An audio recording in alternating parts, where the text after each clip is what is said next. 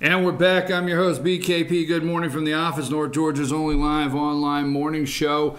Let me tell you a little bit of what we have going on this week. First and foremost, after the show, at 10 o'clock, do not leave, okay? Do not leave this show. Tell your friends you have a full hour instant replay. North Georgia's only live online Monday morning live sports show coming at you. These guys are working on it every week. We're getting everything together, making sure things come together. So at least by the time we get to high school football, we've got the smoothest Monday morning show, sports show there is out there. Live right after my show, instant replay with Dave Garner. You guys just don't want to miss that. And if you have information on sports or something you want to talk about, or you want to send Dave about sports in North Georgia, regardless of what it is, 706-889-9700. You can text Dave also, and I hope they're giving that number out during the show. You can also send Dave messages there.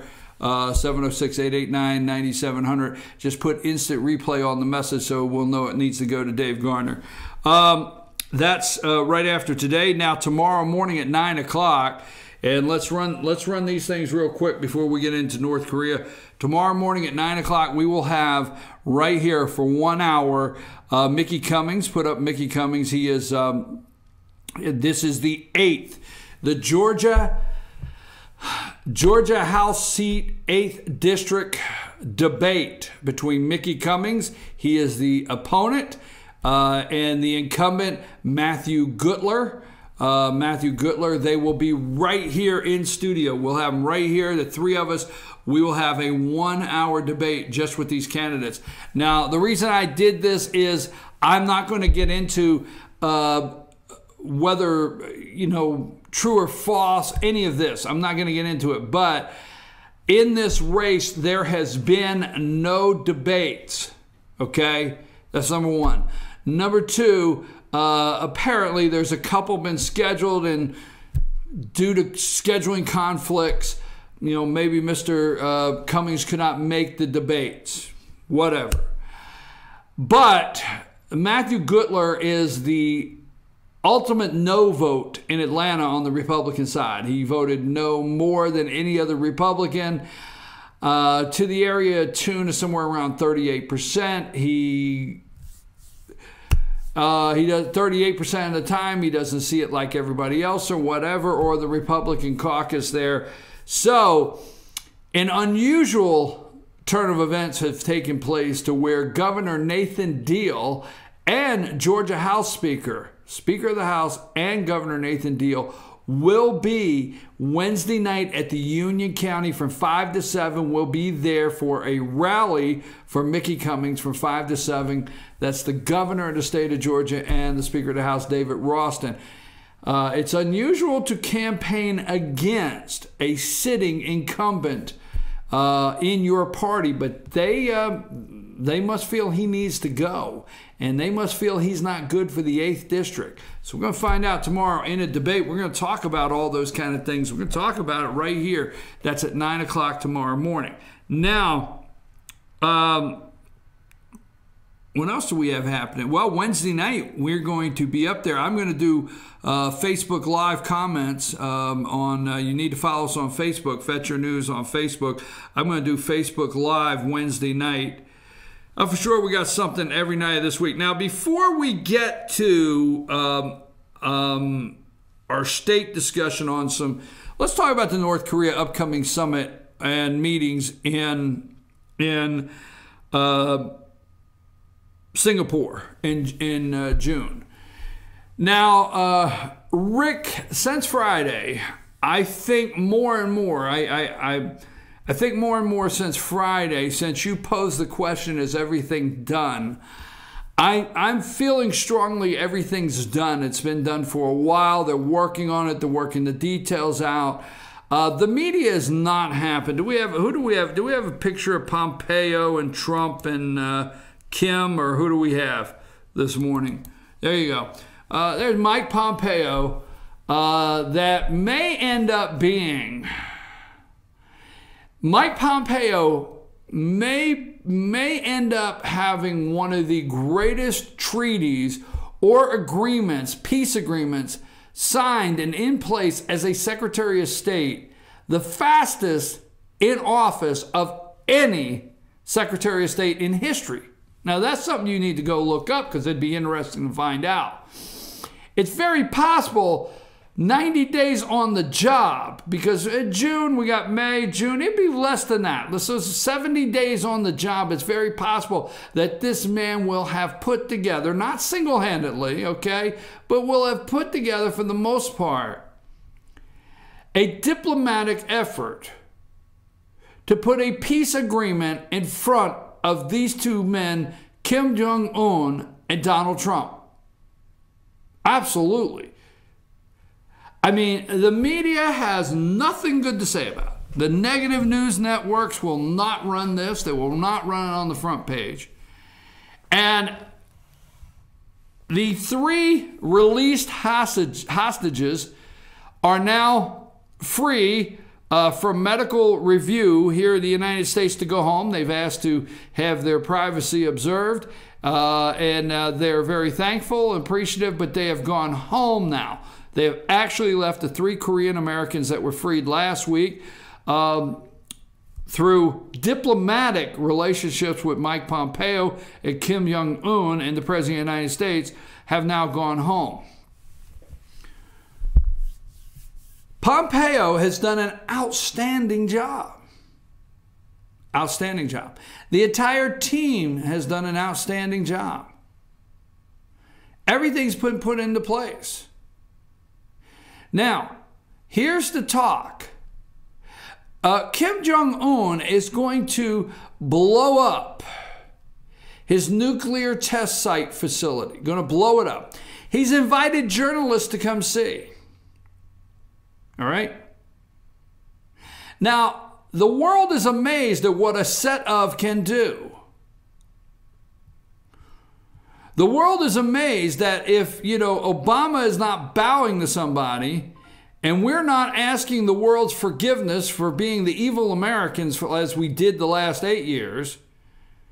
You remember in George W. Bush, he talked a big talk when he was at the podium at the, State of the Union address when he called North Korea an axis of evil. And George W. Bush squandered it, folks. At the time that we were attacked on 9/11, George Bush had a blank check from the American people.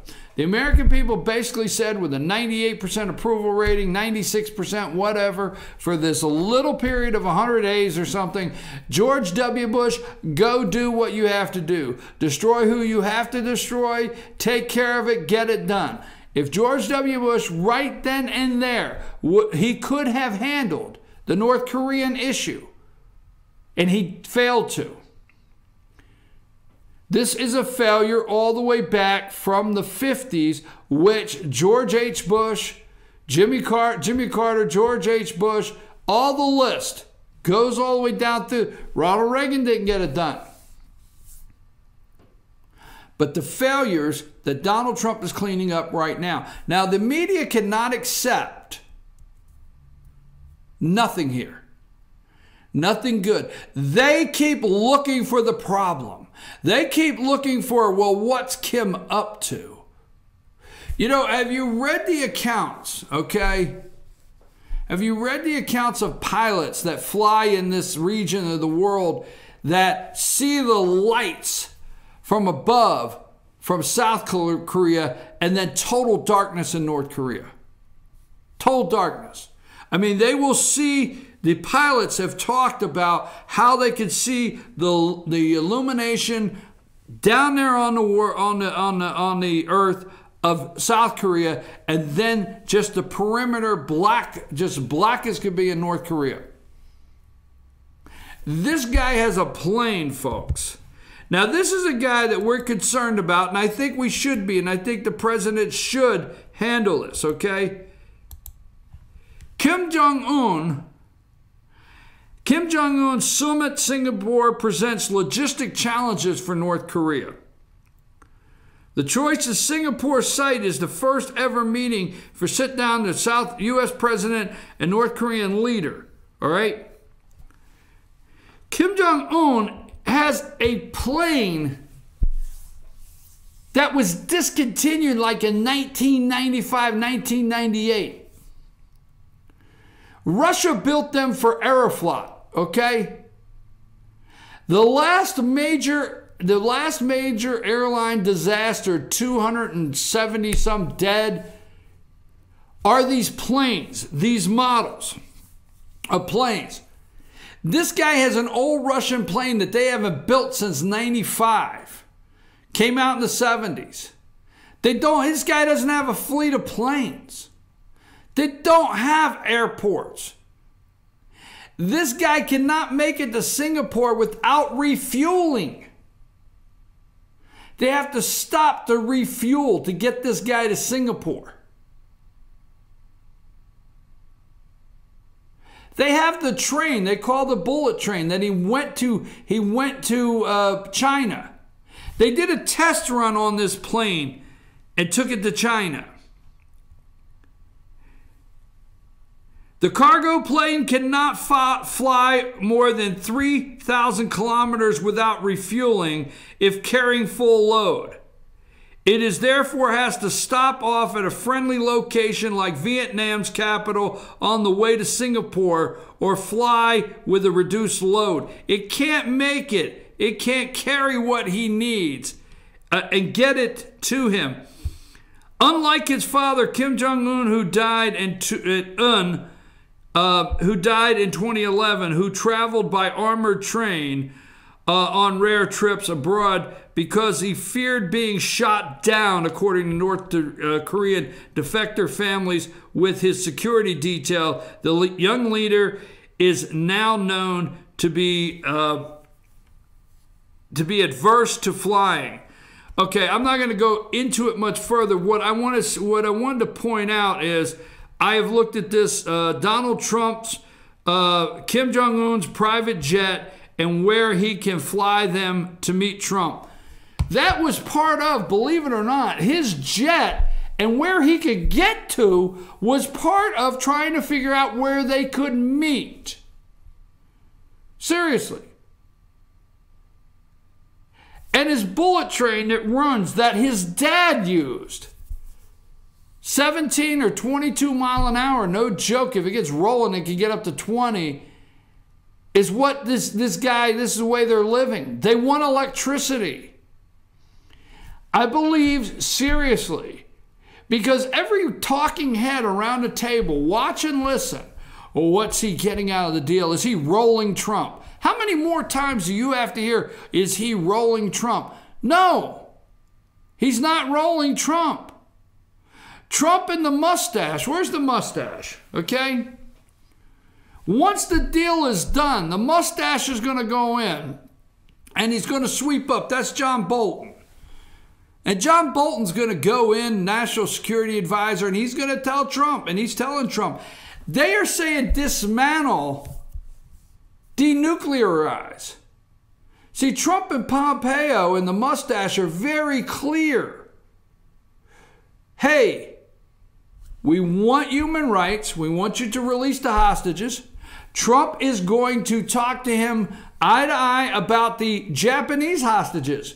They have a lot of Japanese hostages. They have South Korean hostages. So they're going to talk about that, and they want clear denuclearization, meaning dismantle. And Trump is not going to get rolled. Trump, Pompeo, and Bolton are not going to get rolled. They're going to make sure that there's a team goes in place that starts watching them dismantle. Trust me. They're going to start building over there. North Korea is going to start building power plants. We're going to start building power plants for these people. All right? What is he going to get? This is not a joke. Donald Trump's probably going to send him some Chevys. I'm serious. You will possibly see in the next 24 months American manufactured products sent into North Korea.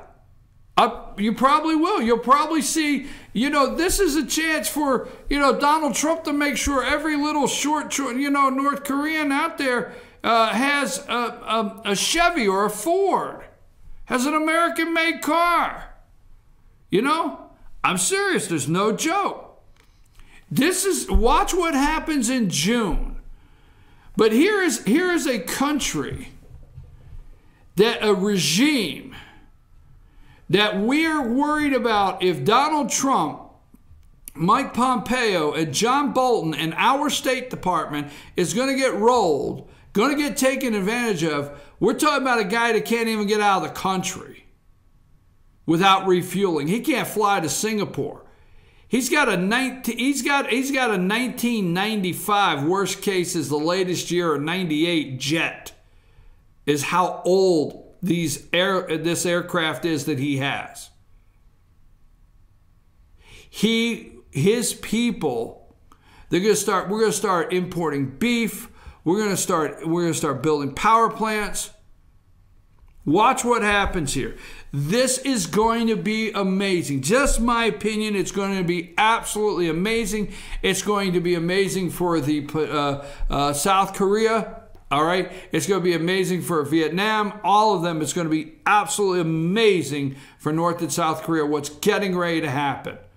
But the thing you have to watch for is China in the South China Sea there with their military and what they have done and what Obama has allowed them to do in the last 8 years. I'm going to take another break. We're going to come back. But I just wanted to be clear. North Korea, get ready. North Korea, get ready, because you're not going to hear positive. The media is going to sit every day and figure out that, they're sitting at these tables and they're saying, you got to give Trump some credit. But you got to give Trump some credit. But you got to give Trump some credit. But, okay? Listen, President Donald J. Trump cleaning up another post-90s mess that's been made. Very well spoken. All right. Let's take a break. We're going to come back, talk about Iran, and we are going to get into so many other things that are going on this morning around Georgia politics. I want to talk about that. Take us a break, Amanda.